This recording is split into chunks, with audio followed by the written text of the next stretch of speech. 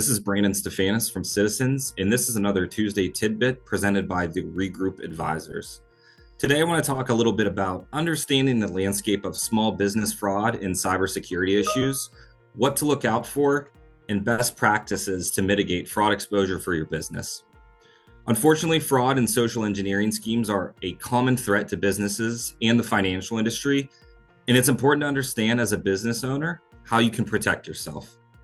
Small business owners are constantly dealing with these threats in the form of vendor, email account takeovers, check and electronic fraud attempts, social engineering attacks, and malware threats through their computers. We speak with many small businesses that were affected by the recent global technology issues, so it becomes as relevant as ever to ensure that you have the proper pieces in place to protect your business as much as possible. Because of the amount of avenues business owners can be attacked from, it's so important to know which red flags to look out for. Common tip-offs typically include suspicious emails, phone calls and texts that just seem a bit off, anyone asking for sensitive information such as one-time passcodes, login credentials, or account numbers, or even breaches of process and procedure that you've set internally, where a bad actor will pressure you in what they describe as a high-stakes, urgent need to skirt around the pre-approved way of conducting business. So in addition to these red flags, there are some best practices that we always recommend to business owners when discussing the topic of proactively protecting your business. Implementing a robust reporting and reconciliation system where any issues will be identified quickly so they can be addressed as soon as possible is extremely important. Leveraging multi-factor authentication to help prevent compromised credentials from giving access to bad actors is a recommendation that we often make.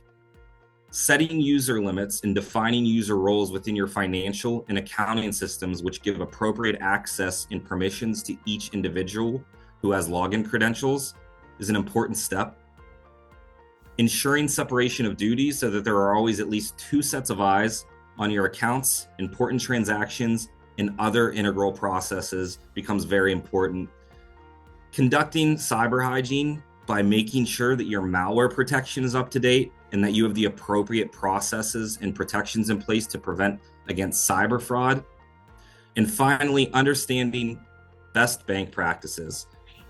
Things such as reconciling your accounts daily is a very important task to ensure that everything is correct each and every day. And then in addition, financial institutions often offer many different business-specific services that can help mitigate fraud exposure.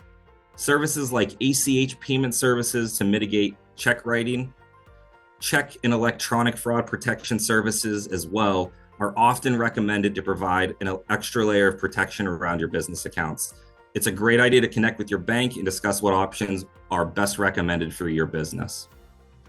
This has been another Tuesday Tidbit presented by Regroup Advisors. We look forward to talking to you again soon. If you've enjoyed this episode of Business Plain and Simple Tuesday Tidbits by Regroup Advisors and don't want to miss future topics, well, like and follow us wherever you get your podcast. Interested in learning how Regroup Advisors can help your company?